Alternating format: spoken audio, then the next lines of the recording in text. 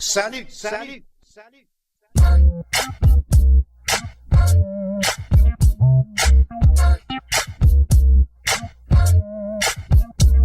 Salut.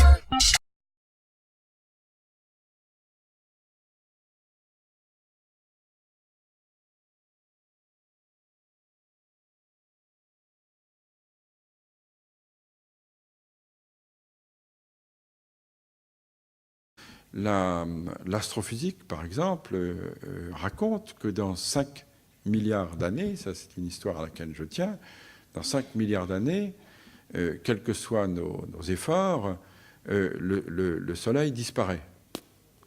Hein, il faut quand même s'en préoccuper. Alors on se dit 5 milliards d'années, mais ça fait 5 milliards d'années qu'il brûle, c'est-à-dire qu'on est à la moitié, quoi. À la moitié. On est déjà sur l'autre pente, donc il vaut mieux regarder ça tout de suite.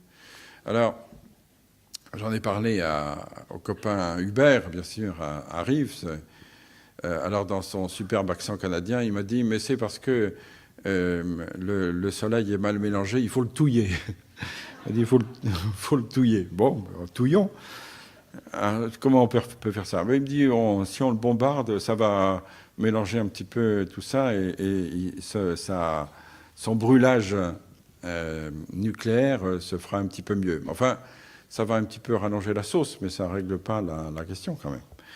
Alors, il y a une autre solution, c'est de remplacer le Soleil par un lampadaire qui soit à peu près de même masse, hein, à la même distance, à peu près aussi puissant, pour continuer à nous éclairer. Hein, parce que autrement, quand même, on aura de sales moments à passer, là, dans la mesure où on les passe. Alors, il y a une autre solution, c'est de partir. Il faut aller s'installer autour d'une autre étoile, plus jeune. Toujours comme ça que ça se passe. Hein. Parce qu'il faut forcément, il faut qu'elle ait un temps de vie plus long. Autrement, c'est pas la peine. Donc, c'est aussi une solution. Mais ça signifie qu'on a désormais 5 milliards d'années de projets, ce qui veut dire qu'on est aussi en train d'accroître la longueur de notre projet de manière exponentielle. Ça s'inscrit aussi dans l'ordre des choses précédentes. En fait, tout ça est une question d'énergie. L'univers a sa propre énergie. Il a une énergie qui est là en lui et il n'en a pas d'autre. Le jour où il n'en aura plus, cet univers-là va complètement péricliter. Il va retourner, il va s'assombrir complètement.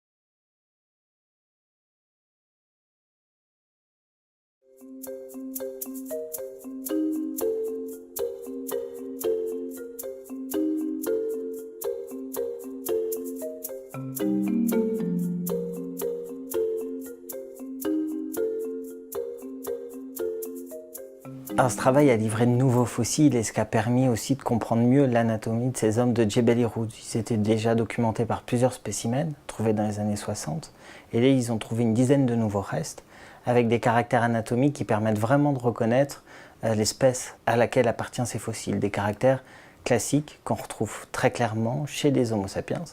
En particulier la forme de la mandibule, il y a une mandibule complète qui a été trouvée et sa forme rappelle vraiment ce qu'on observe chez Homo sapiens avec en particulier la présence d'un menton osseux. Et puis l'autre partie anatomique importante, c'est une face.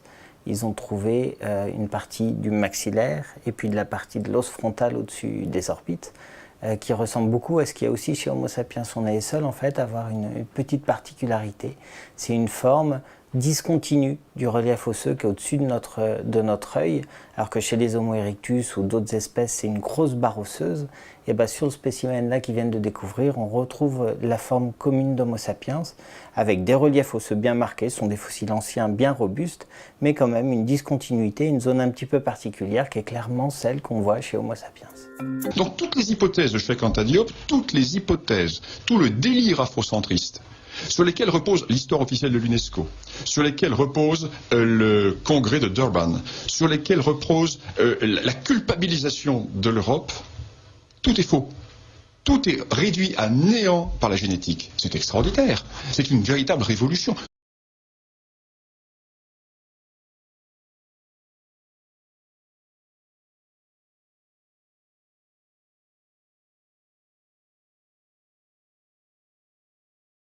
Nous avons, comme je vous l'ai dit dans les vidéos précédentes, des cycles universels basés sur la dispersion de l'énergie qui est dans le cosmos, et nous avons des cycles universels basés sur l'extraction de l'énergie.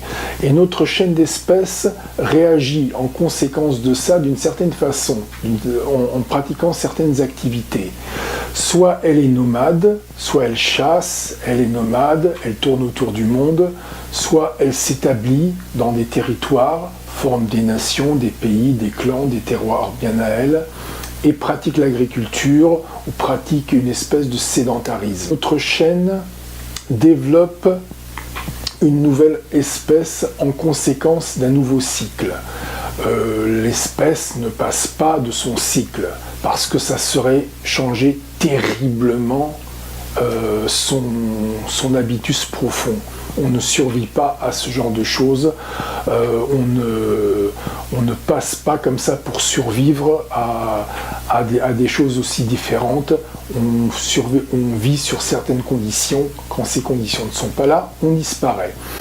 Donc il y a 8000 ans, on peut se dire qu'il y a eu un changement de cycle. On est passé de nomade à sédentaire.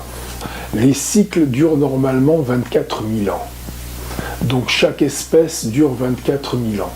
Sur le point de vue de la nature, par rapport au paléolithique, au néolithique, les différences de la flore qu'il y a avec aujourd'hui, les espèces qui ont disparu, celles qui sont apparues, tout change. Et effectivement, l'hominidé, la chaîne aussi change. À bientôt et bonsoir. À plus tard, à demain, tout à l'heure et au revoir.